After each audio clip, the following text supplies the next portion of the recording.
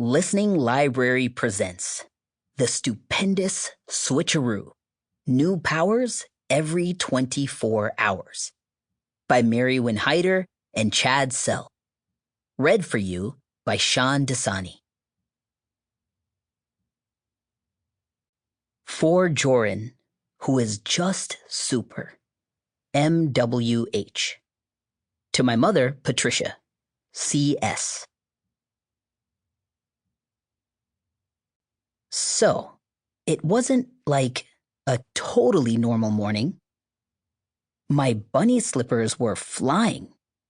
Somehow, in the middle of the night, Harvey and Roger went and got superpowers. Or that's what I thought, until I lifted my arms and the slippers moved at the same time I did. It wasn't my slippers that had superpowers. It was me. Chapter 1. I have superpowers? I have superpowers! And wait, if I have superpowers, does that mean I can be a superhero? I am so prepared for this. I've read every single Winn Valor comic book. I've watched him on every single news show. I've learned everything there is about being a hero from him. Heck, I've even written comics myself about Winn Valor and his genius tech inventions. I've imagined about a bazillion times that he calls me up and needs my help. And in my imagination, I have superpowers and I'm the best sidekick ever. And then people write comics about me too. It was a good daydream. I just never thought it would actually happen. That's when I noticed myself in the mirror. I do not look like a superhero. I look like a kid in pajamas. Winn Valor's definitely not going to take me seriously in my PJs. I need a superhero costume. Pronto. I stick my head in my closet and immediately wish that I had more interesting looking clothes.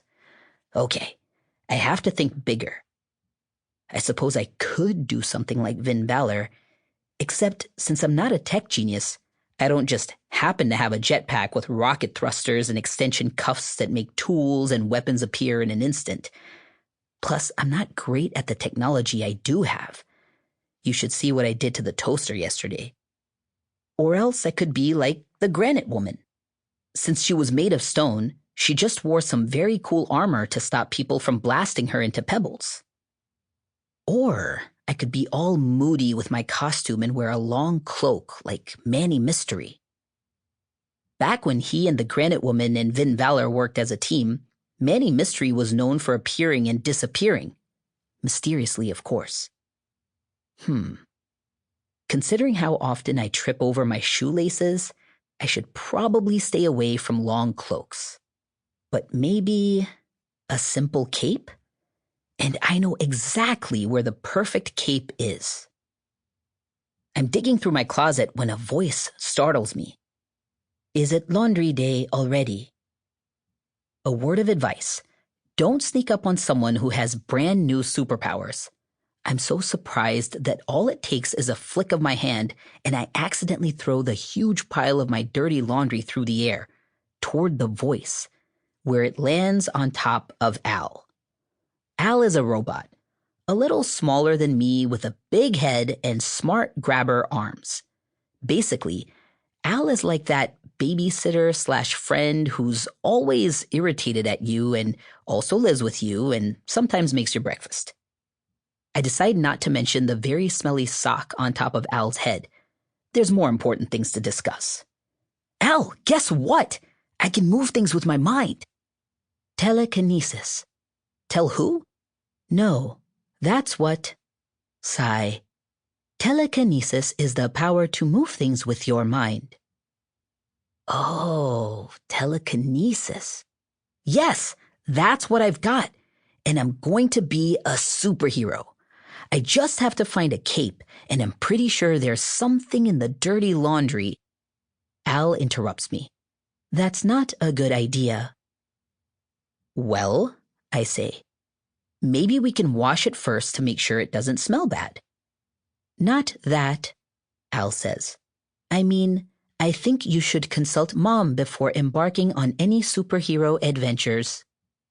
But Mom's not here, so I'm supposed to not use this incredibly awesome new superpower? Precisely. I'll call her and ask her. You lost your phone. If you think Mom needs to know so bad, why don't you call her? You're like 25% phone. Already calling. Fine. Fine. Sometimes living with a robot is a real pain. Al's built-in phone rings while I throw on the cape, technically a pillowcase, and check myself out in the mirror. Something's missing. A mask! I need a mask! No answer, says Al. Why don't you try her hover car? I ask, cutting a mask out of one of my socks. No answer there either, Al grumbles. Well, I'm not going to wait around for her, I say. How does this look? If we wait for Mom, maybe I can make you a costume with a little more pizzazz. I have pizzazz, I say, and look at it this way. If we can't reach Mom, she can't say no, right? I do not like that argument, Al huffs. I'll just go on one teeny tiny adventure, I say. Teeny. Tiny. Al still looks unconvinced. You should eat breakfast first. It's better to make decisions after breakfast. I watch Al roll off toward the kitchen, and then I run in the opposite direction. If I'm going to be a superhero, I'll need something from Mom's lab. I push the door open and hesitate for a second. It's so quiet. It almost feels like I shouldn't be here. I mean, I'm allowed to be in Mom's lab. Just to be clear, I am totally allowed in here. I'm just not supposed to touch anything. I'm especially not supposed to touch anything when she's away on one of her important, top-secret research trips. She goes on top-secret trips a lot. It's not too surprising when you consider that she's probably the greatest scientist in the whole world. She doesn't like to say that.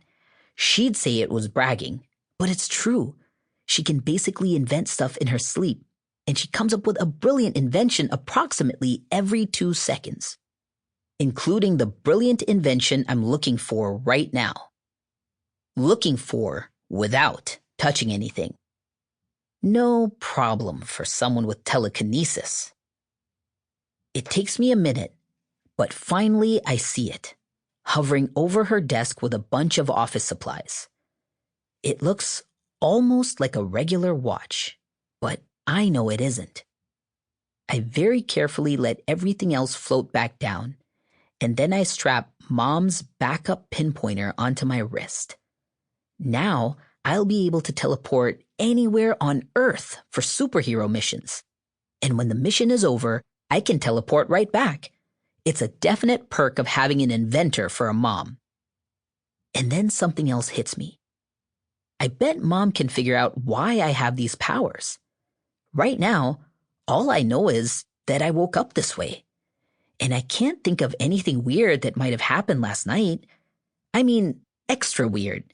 Because, okay, lots of basic weird stuff happens around here. But I'm sure Al would have pointed out if something was extra weird. And instead, it was a very chill night. We popped popcorn.